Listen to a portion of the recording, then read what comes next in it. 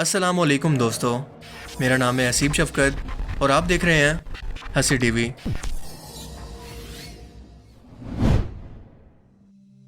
क्या आपने कुरान की पुकार सुनी है कि कोई है मुझे पढ़कर हिदायत हासिल करने वाला?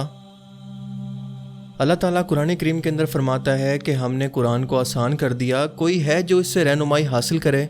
फिर आज के उलमा कराम ये क्यों कहते हैं कि कुरान करीम को डायरेक्ट नहीं पढ़ना चाहिए, लोग इससे गुमराह हो सकते हैं? अगर ऐसा है तो कुरान करीम खुद को हिदायत की किताब कहता क्यों है? अल्लाह ने अपना पैगाम कुरान करीम की सूरत के अंदर क़यामत तक के इंसानों के लिए नाजिल कर दिया है, लेकिन क्या कोई है इसे पढ़कर हिदायत हासिल करने वाला? एक इंटरनेशनल लैंग्वेज के तौर पर हम इंग्लिश ज़बान को सीखते हैं ताकि दुनिया के लोगों के अंदर कम्पीट कर सकें, लेकिन जो पैगाम अल्लाह ने अपनी ज़बान के अंदर यानी अरेबिक ज़बान के अंदर जो अपना पैगाम भेजा है, क्या उसको समझे बगैर हम इंसान पढ़ सकते हैं?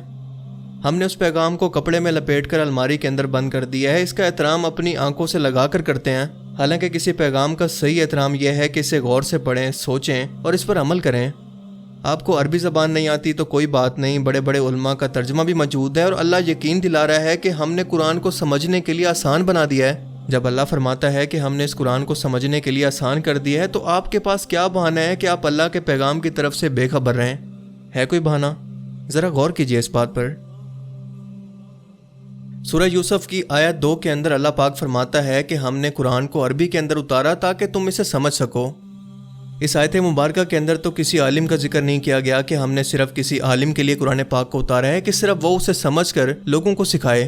तो फिर लोग ऐसा क्यों कहते हैं कि कुरान करीम को डायरेक्ट नहीं समझना चाहिए, डायरेक्ट पढ़ना नहीं चाहिए, वरना इंसान गुमराह हो सकता है? चलें इसी से रिलेटेड आपसे एक वाक़या शेयर करता हूँ कि मेरे एक दोस्त हैं, बहुत तालीम याफ्ता हैं और मज़हब से इनको काफ़ी लगा हुआ है।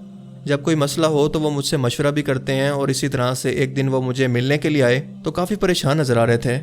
मैंने वजह पूछी तो कहने लगे कि यार आज मुझे बहुत शर्मिंदगी हुई। मैंने पूछा क्यों, तो उन्होंने ये वाक़या सुनाया। वो कहते हैं कि मेरा एक अमेरिकन दोस्त चाइना जाने से पहले मेरे पास कुछ दिन के लिए आकर रुका कि पाकिस्तानी ज़िंदगी की कुछ दिन के लिए झलक देख सके। वो शख्स गैर मुस्लिम है। वो मेरे कमरे में आया तो मैं तब फ़ाकन कुरान करीम की तिलावत कर रहा था। मेरे करीब आकर वो कहने लगा कि क्या पढ़ रहे हो? मैंने बड़े फ़ख्र से कहा कि हमारी मजहबी किताब कुरान है। कहने लगे मुझे भी सुनाओ। दोस्त कहने लगा कि मेरे पास बगैर तर्जमे वाला कुरान था, मेरी समझ में नहीं आया कि इसको क्या जवाब दूं। दोस्त कहते हैं कि मैंने बड़ी शर्मिंदगी से कहा कि ये तो अरबी ज़बान में है, मैं आपको कैसे समझाऊं? इस दोस्त ने कहा कि चलो कोई बात नहीं, तुम इसका मतलब मुझे इंग्लिश ज़बान के अंदर समझा दो। दोस्त कहता है कि ये सुनकर मैं काफ़ी घबरा गया क्योंकि ये कुरान पाक अरबी ज़बान के अंदर था, मुझे अरबी नहीं आती थी और जो कुरान पाक मेरे हाथ के अंदर था ना तो इसका कोई उर्दू तर्जमा था और ना ही कोई इंग्लिश। मेरा अमेरिकन दोस्त जिस तरह से हैरान होकर मुझे देख रहा था, मेरे अंदर हिम्मत नहीं थी कि मैं इसकी आंखों को फेस कर सकूं। फिर आखिरकार वो खुद ही बोल पड़ा कि क्या तुम मतलब समझे बगैर इन लफ्ज़ों को सिर्फ गुनगुना रहे हो? दोस्त कहता है कि मैं शर्मिंदगी के मारे कोई जवाब नहीं दे सका, लेकिन अल्लाह ने मेरी मदद फरमाई और इसी वक्त एक और दोस्त आ गया और गुफ्तगू का रुख बदल दिया गया। अल्लाह ने मुझे एक बड़ी शर्मिंदगी से बचा लिया, क्योंकि अगर अल्लाह न करे इस शख्स को यह मालूम हो जाता कि मुसलमान बगैर मानी समझे हुए कुरान पाक को पढ़ते रहते हैं, अपनी सबसे मोतबर किताब को बगैर समझे सिर्फ गुनगुनाते रहते हैं, वो तो यही समझता ना कि दुनिया के तमाम मुसलमान ऐसे हैं जो कि बिना पढ़े हुए और अपने मज़हब को ना समझने की वजह से गुमराह हैं। इसके अलावा इस्लाम एक खोखला मज़हब है जिसके मानने वाले बगैर समझे अरबी अल्फाज दोहराने को इबादत समझते हैं।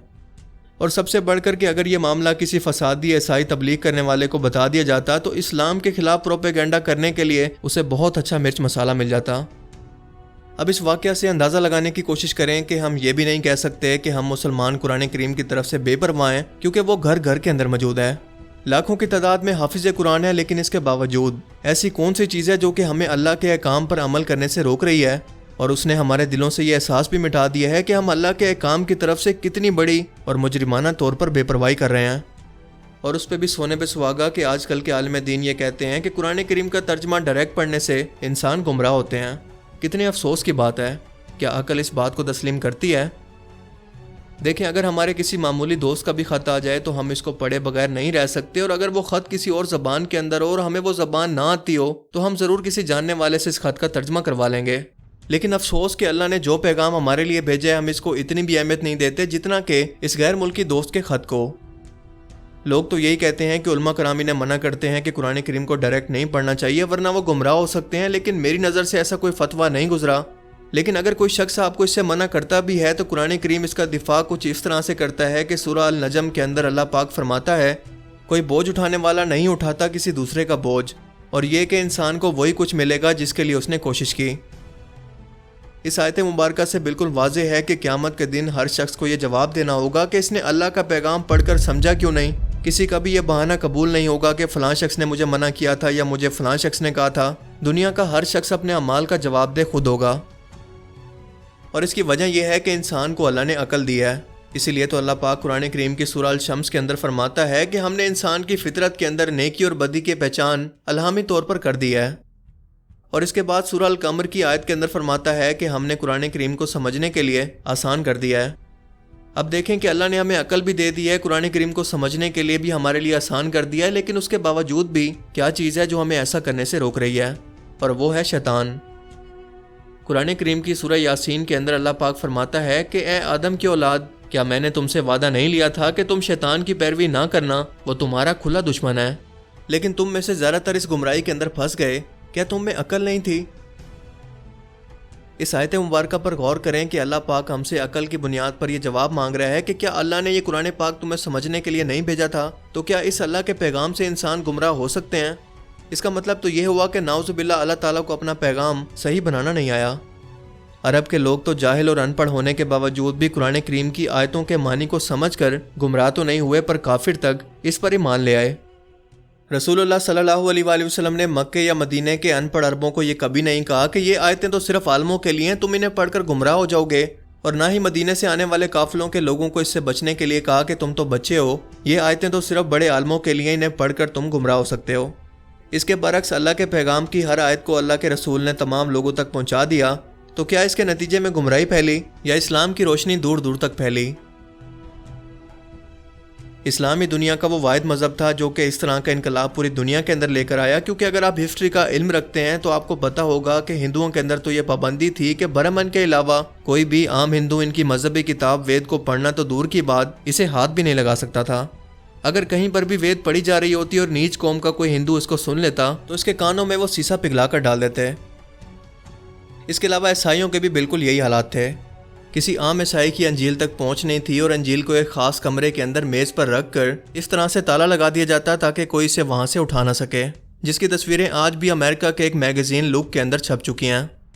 اور پادریوں میں سے بھی صرف بڑے پادری اس کمرے کے اندر جا سکتے تھے۔ عام عیسائیوں کو ہر بات کی رہنمائی انہی پادریوں سے لینا پڑتی، چاہے وہ صحیح ہوتی یا غلط، اور ظاہر ہے کہ یہ بہت ہی مشکل کام تھا۔ یہاں پر میں آپ کو ایک امریکن کتاب سے مختصر سا حوالہ دینا چاہوں گا جس کا نام ہے ہماری دنیا مختلف زبانوں میں۔ اس کتاب کے اندر آتھر لکھتا ہے کہ صلیبی جنگوں سے عیسائیوں کو فتح تو حاصل نہ ہوئی، لیکن ایک نیا یورپ بنانے کے اندر بہت مدد ملی، کیونکہ انہیں مسلمانوں کو قریب سے دیکھنے کا موقع ملا۔ انہوں نے دیکھا کہ مسلمانوں میں رنگ اور نسل سے بالاتر ہو کر مکمل برابری ہے، لیکن سب سے زیادہ حیران وہ اس بات پر ہوئے کہ ہر آدمی کی قرآن تک رسائی ہے، اور ان کے اللہ اور بندے کے درمیان کوئی مذہبی ٹھیکیدار نہیں ہے۔ یہ وہ بات تھی جو کہ عیسائی اپنے خواب کے اندر بھی نہیں سوچ سکتے تھے۔ لہٰذا صلیبی جنگوں سے واپس آ کر انہوں نے مارٹن لوتھر کی سربراہی کے اندر ایک الگ فرقہ بنایا جس کا نام تھا پروٹیسٹنٹ، یعنی احتجاج کرنے والے۔ آج کل کے زیادہ تر عیسائی اسی فرقہ سے تعلق رکھتے ہیں۔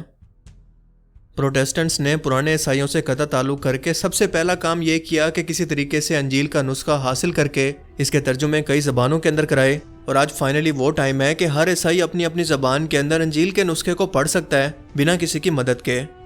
اور ہماری بدقسمتی دیکھیں کہ عیسائیوں نے ہمیں دیکھ کر جو طریقہ اپنایا، اب ہم نے اسے چھوڑ کر ہندوؤں اور عیسائیوں کے اسی طریقے کو اپنا لیا۔ ابھی بھی وقت ہے کہ ہم غور کریں، اللہ کے بھیجے ہوئے پیغام کو سمجھنے کی کوشش کریں، ورنہ قیامت کے دن اندھا اٹھائے جانے کے لیے تیار رہیں۔